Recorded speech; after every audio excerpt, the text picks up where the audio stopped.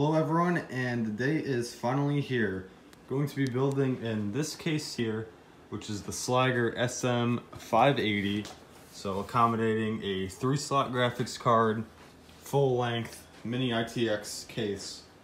So main powers coming from the RTX 2080 and the i7 9700K, housed in the ROG Strix Z390i gaming motherboard, which is the top of the line ITX motherboard for the Intel platform at the moment. To be able to keep this thing cool, you need some serious cooling for sure, and the only way to achieve this with this CPU is liquid cooling.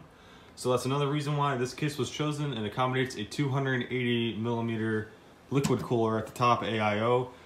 We got some Noctua Chromax fans, all blacked. Powering it's the Corsair SF680 Platinum, fully modular, small unit. Should be perfect for what I need. For storage, we got booting on a 500 gig 970 Evo with a crucial 1 terabyte drive. For memory, Trident Z Neo with a speed of 3600 megahertz and a cast latency of 16. Plenty fast. So I'm very excited. Let's start building.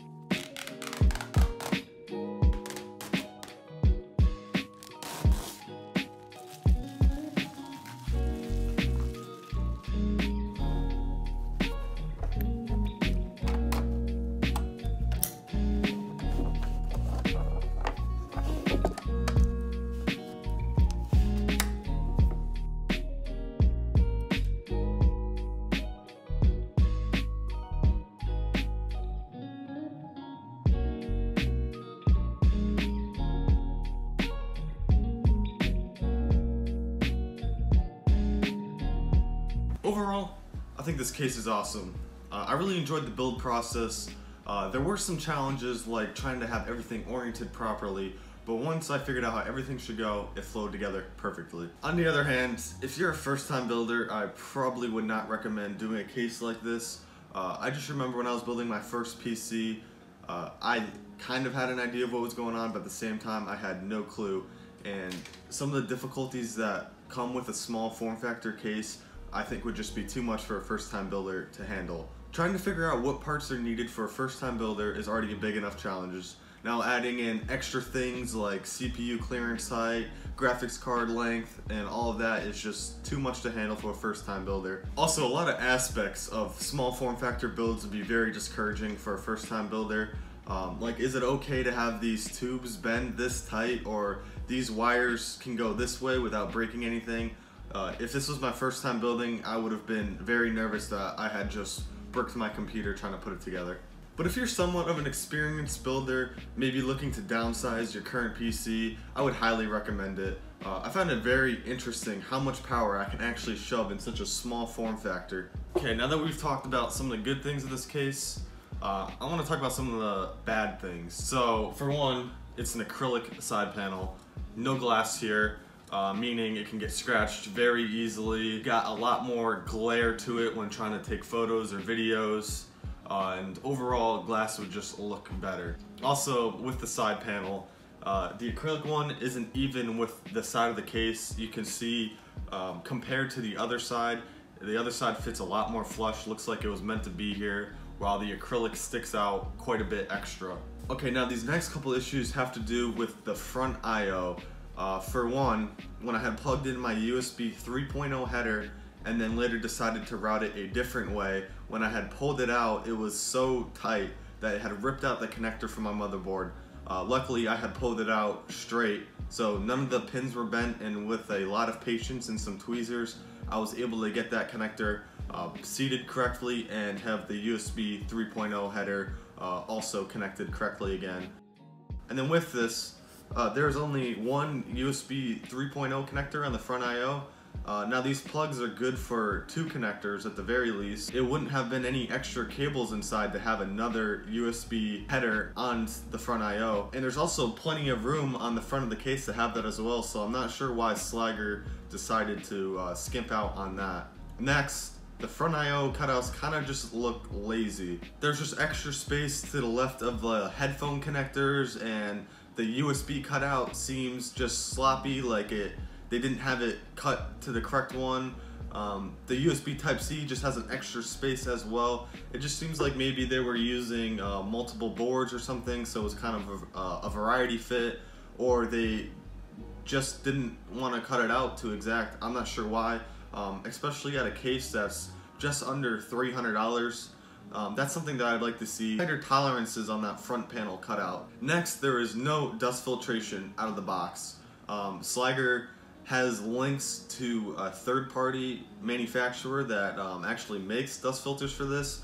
But again, for a case that's just under $300, I would kind of expect that to be included with the price. I know this is a small company and they're not tooling this case out for major production, but still, dust filtration should be a standard out of the box. Lastly, the worst con, of course, is the price. This is what's going to be holding back a lot of people. This is what held me back for a while.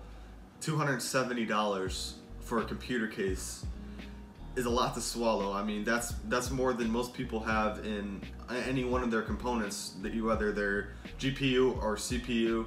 I know that's just under my CPU price when I bought mine. That's what's going to be holding a lot of people back from buying this case. So while there are all quite a few things that this case has downsides of, I just want to emphasize some of the pros again.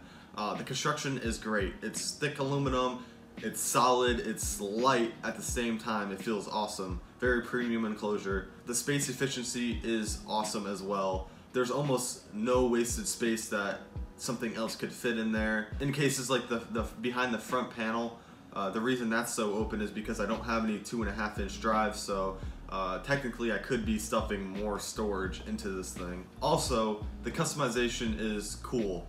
What Sliger has done here, if you go to their website, you can decide what panels you want. They have solid, the acrylic like I have on my CPU side, and the vented like I have on my GPU side. So you can mix and match those as you would like, as well as the colors. If I wanted a white side panel for whatever reason, I could do that while having a gray top and a black other side. That's completely possible with Sliger. Before I close anything out here, I just want to go over the temperatures real quick, and honestly they are great.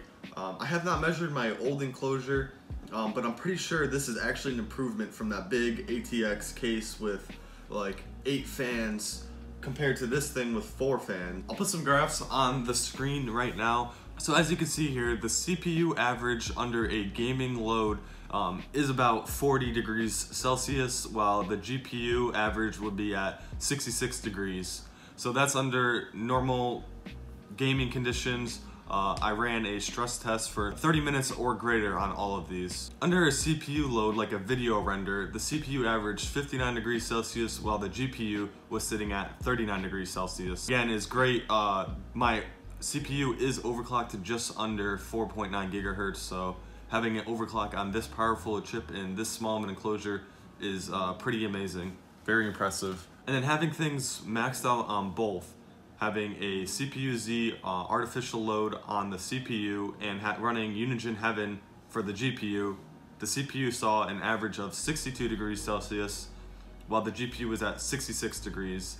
So compared to a full GPU load, the GPU stayed the same. CPU temperature did not affect this, while compared to a full CPU load, there was actually a 3-degree difference. So the GPU running at the same time heated up the CPU just by 3 degrees Celsius, still in very low 62 degree temperature. No issues at all there. Okay, a couple more things that I would like to do with my computer here is get 2 more Noctua fans for the bottom. While this computer is very quiet as it is, the fans basically do not exceed 50%. Having 2 more Noctua fans will kind of complete that. I'm also interested in making custom cables for my Corsair SF power supply. So if you're interested in seeing that in a video, let me know. I'll go through the whole process of making custom cables for this computer. And lastly, there is a way to route the tubes a different way, going behind the power supply, but you have to rotate your pump block. So I might do that as well, just to get a little bit of a cleaner route. Anyways, if you made it this far, thanks for checking out my video. If you'd like to see anything else, check out my channel. I got some other computer builds, got a little bit of gameplay from Tom Clancy's Rainbow Six Siege, possibly other games in the future. I'm gonna try to keep uploading on here, so stay tuned. Thanks for watching.